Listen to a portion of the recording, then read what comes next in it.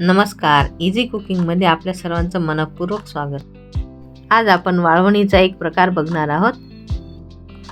ह्या शेरण्या आहेत. त्या शेरण्याची आपण वेगवेगळ्या पद्धतीने भाजी किंवा लोणचे असे प्रकार बनवू शकतो. त्यातल्या आज आपण दह्यातल्या खाऱ्या शेरण्या बनवणार आहोत. ह्या वाळवून ठेवल्या म्हणजे आपल्याला केव्हा पण थोडंसं तेल टाकून परतून घेतल्या म्हणजे आपल्या कुरकुरीत अशा दह्यातील शेरण्या खायला तयार होतात. त्यासाठी आपण आता साहित्य बघून घेऊ. हा घरी बनवलेला लोणचे मसाला आहे. आता हळद आणि तिखट घेतलेलं आहे. हे दही आहे. आता ह्या शेरण्या आपण चिरून घेतलेल्या आहे. तुम्हाला जर याचं बी काढायचं असेल तर तुम्ही काढू शकता, परंतु वाळल्यानंतर हे तळून घेतलं तर खूप कुरकुरीत लागते हे बी. त्यामध्ये सर्व साहित्य आपण घालून घेऊ. आता यामध्ये आपण मीठ टाकलेलं आहे. मीठ टाकल्यानंतर आपण यामध्ये लिंबाचा रस घालून हे असं आपलं लोणचं तयार करू शकतो. आपण असं मोरलं म्हणजे खूप छान लागते हे शेरण्याचं लोणचं. आपल्याला शेरण्या वाळवायच्या आहेत म्हणून आपण आज यामध्ये दही घालणार आहोत.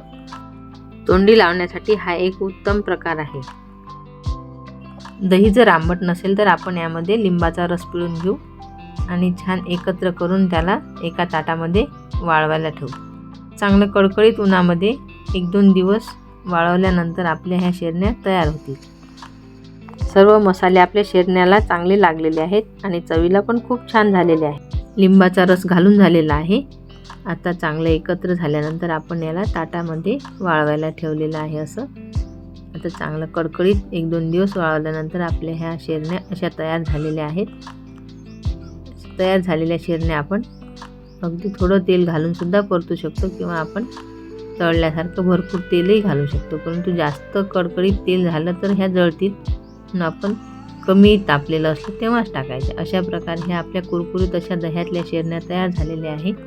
तुम्हाला जर माझी वाळवणीची रेसिपी आवडली असेल तर माझ्या व्हिडिओला लाईक करा, शेअर करा, कमेंट्स करा आणि माझ्या चॅनलला सबस्क्राईब केलं नसेल तर सबस्क्राईब करा.